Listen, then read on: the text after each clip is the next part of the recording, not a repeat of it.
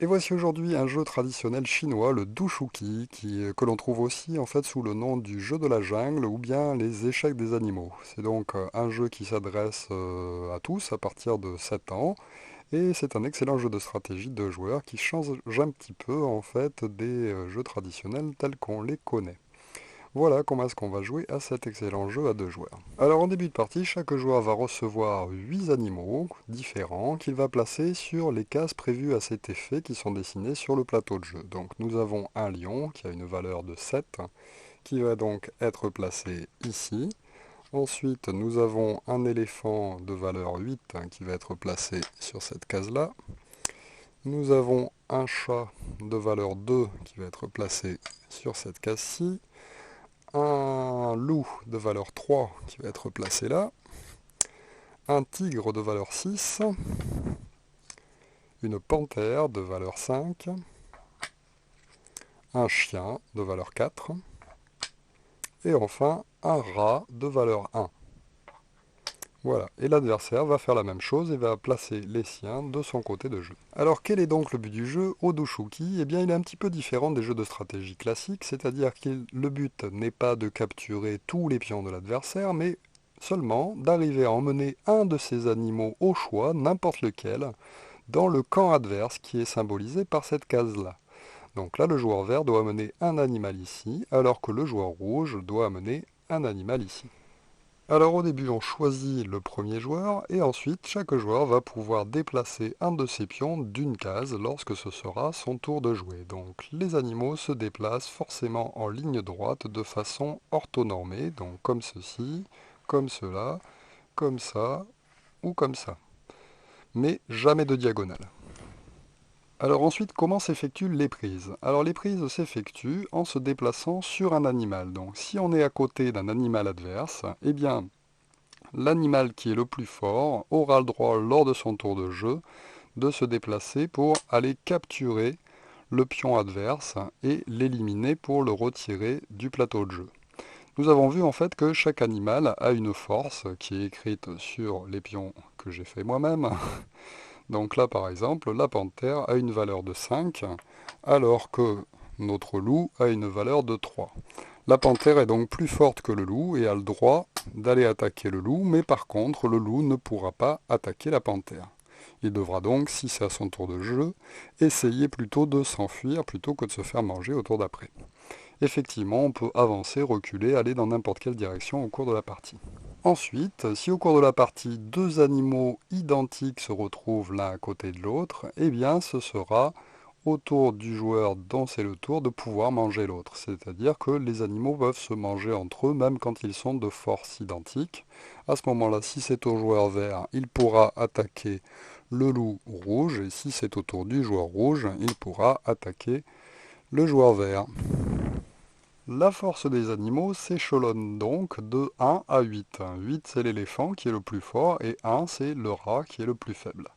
Alors le rat, vous allez me dire, est donc le plus faible et logiquement ne pourrait manger qu'un autre rat et ne peut s'attaquer à aucun autre animal.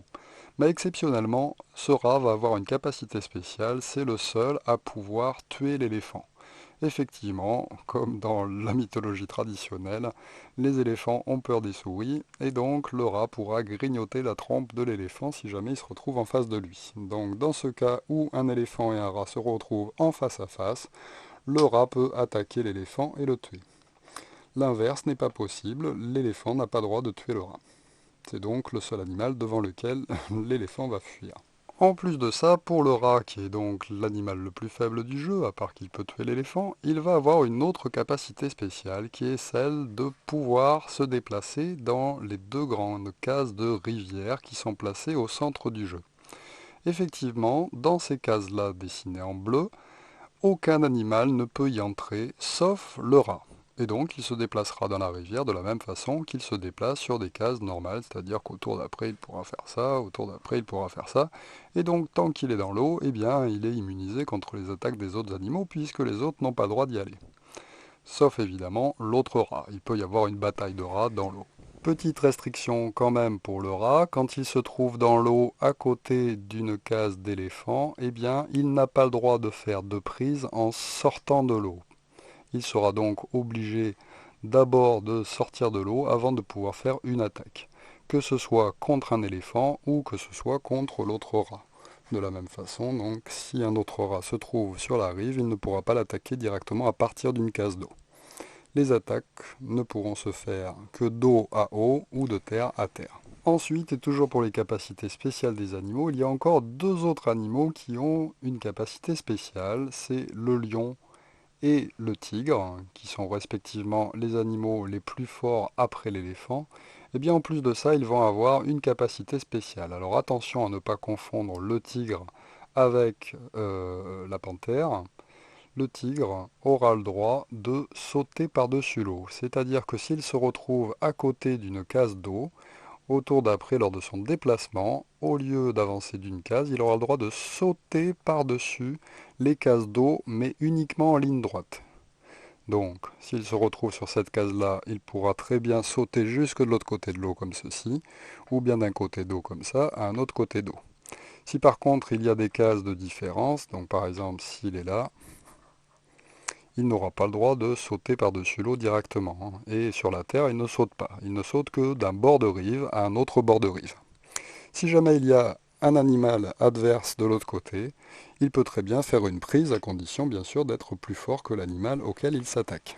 Le lion a exactement la même capacité, c'est-à-dire que lui aussi peut sauter par-dessus l'eau. Donc, au niveau de cette capacité spéciale, le tigre et le lion ont la même. Ensuite, nous avons les cases de camp. Alors, sur les cases de camp, eh bien, un adversaire qui défend un camp ne pourra jamais emmener un de ses animaux sur cette case-là. Donc, par exemple, si j'ai un animal ici, je ne peux pas faire ce mouvement. Cette case m'est interdite parce que c'est le but du joueur adverse.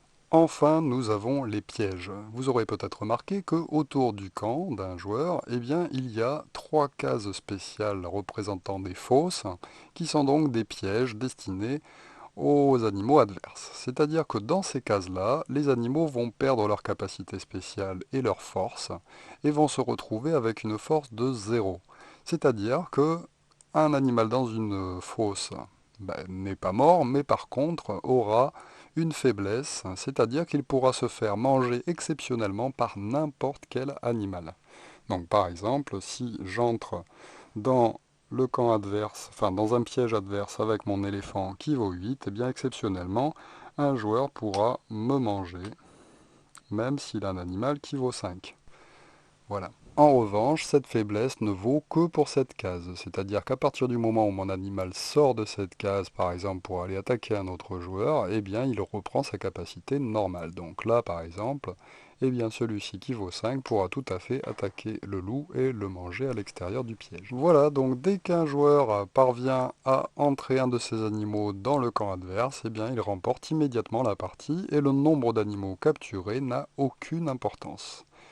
Voilà donc pour le Dushuki, vous aurez compris que c'est un excellent jeu de tactique en fait, où il va falloir cette fois-ci non pas se concentrer sur les pièces à prendre, mais plutôt sur une stratégie pour réussir à emmener un de ses pions jusque dans le camp adverse. Donc un très bon jeu pour tous les âges à partir de 7 ans, entre enfants et adultes, ça peut être très sympa aussi à jouer.